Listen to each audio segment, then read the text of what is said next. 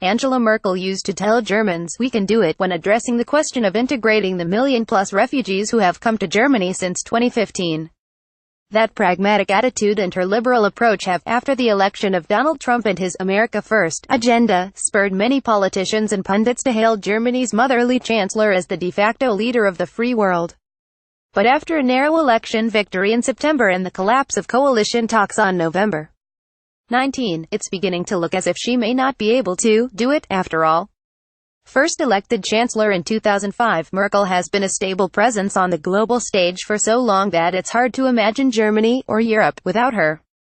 Following September's election, in which her conservative bloc of Christian Democrats and the Christian Social Union lost 65 seats in the Bundestag, Germany's parliament, she has struggled to assemble the jigsaw of smaller parties needed to form a majority government, proving that, for all its economic strength, Germany is vulnerable to the same forces of populism and political fragmentation that have swept other democracies in recent years. Despite Merkel's legendary skills as a backroom negotiator, honed at countless European Union and global summits during her dozen years in power, coalition talks broke down over the vexing question of immigration as well as economic concerns, the first time since before World War II that a German election has failed to produce a government. Although there are as many ways for her to stay in power as to be forced out, and she says she's prepared for another election, a world without Merkel as chancellor has become a real possibility.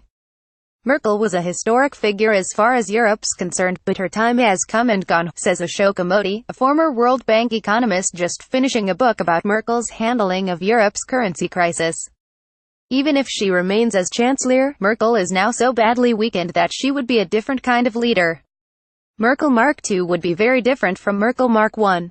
Modi says. In her 3 terms as chancellor, Merkel, 63, steered Germany relatively unscathed through the global financial crisis and helped keep the euro intact, winning fans abroad.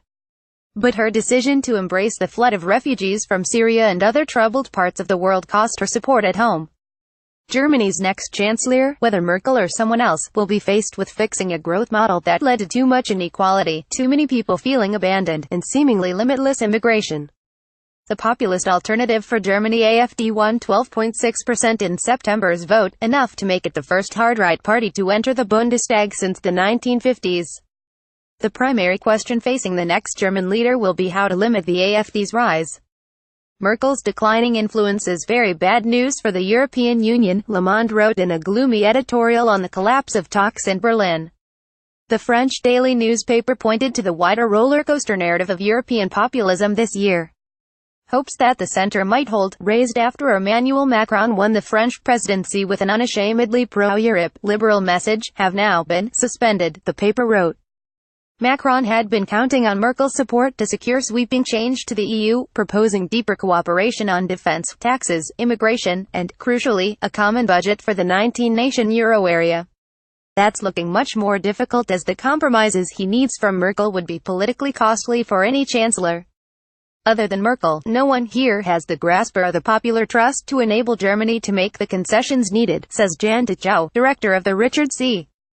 Holbrooke Forum at the American Academy in Berlin.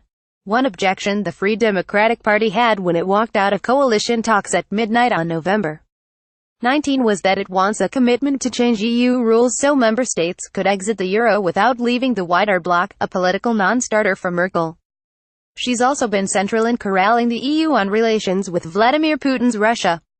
A Russian speaker who grew up in communist East Germany, she took the lead in persuading Austria, Greece, Italy, and other reluctant EU members to impose economic sanctions on Russia in 2014 aimed at punishing the Kremlin for its destabilization of Ukraine.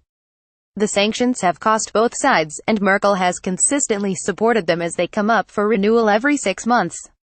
Losing her voice would create a target-rich environment for Putin to get them lifted without first pulling his troops and weaponry out of eastern Ukraine, says Frederick Kemp, president of the Atlantic Council, a think tank in Washington. After Merkel we will have a more inward-looking Germany, he says.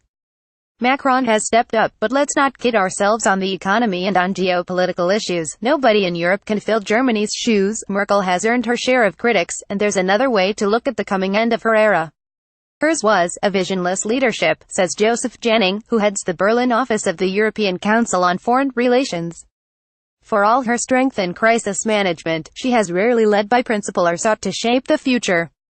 Even Merkel's decision to welcome, rather than fight, the sudden flood of refugees was a tactical calculation. There was little she could do to stop it, and Germans at first responded enthusiastically, rather than a moral choice or strategic plan, Janning says.